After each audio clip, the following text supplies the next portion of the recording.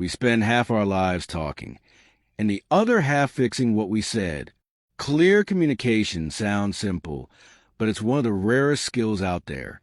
You can have the biggest heart, the best intentions, and still end up in a misunderstanding that feels like a soap opera.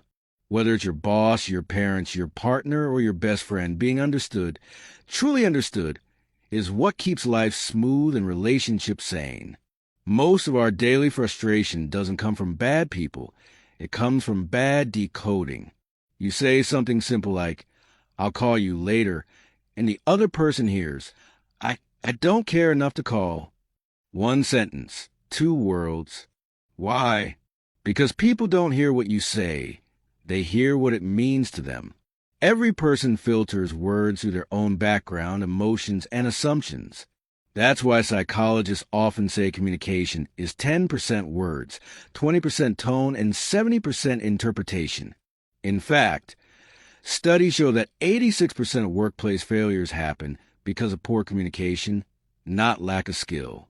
Another survey found that 63% of employees waste time daily due to unclear instructions.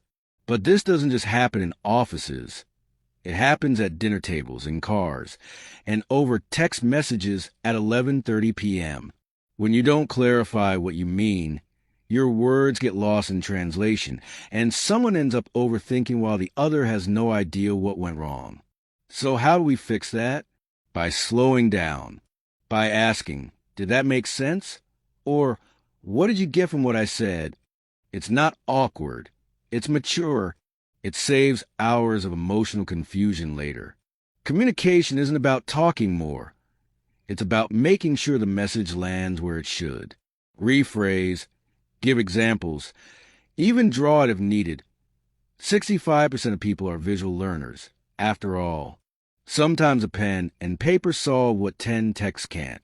And then there's the delicate art of cross-gender communication. Between men and women, the same sentence can mean completely different things. A man might say, "It's fine," and mean it. A woman says it's fine, and it's the furthest thing from fine.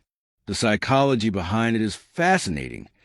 Men often communicate to solve problems, while women communicate to connect emotionally. When these two styles clash, misunderstandings spark. Not because anyone's wrong, but because the wiring is different. That's why being extra clear matters even more between genders. Sometimes the best relationship advice isn't love more. It's explain better. Clarity is kindness. When you speak clearly, you make others feel safe. No guessing, no tension, no walking on eggshells. The brain loves that. It relaxes, it trusts.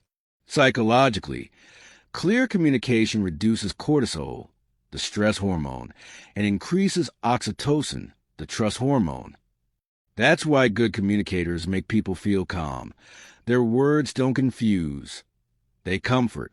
But here's the deeper truth.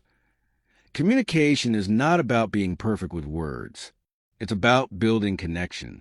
In our world of screens and emojis, we're constantly talking but rarely understanding. We text all day yet feel lonely.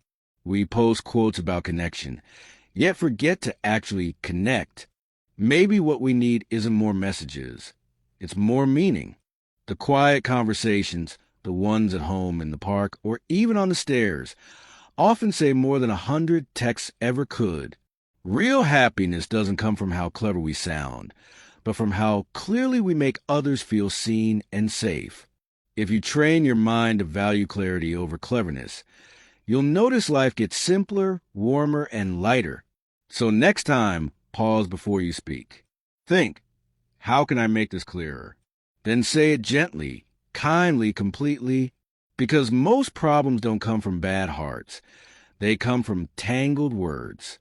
And if you untangle your words, you just might untangle half your life.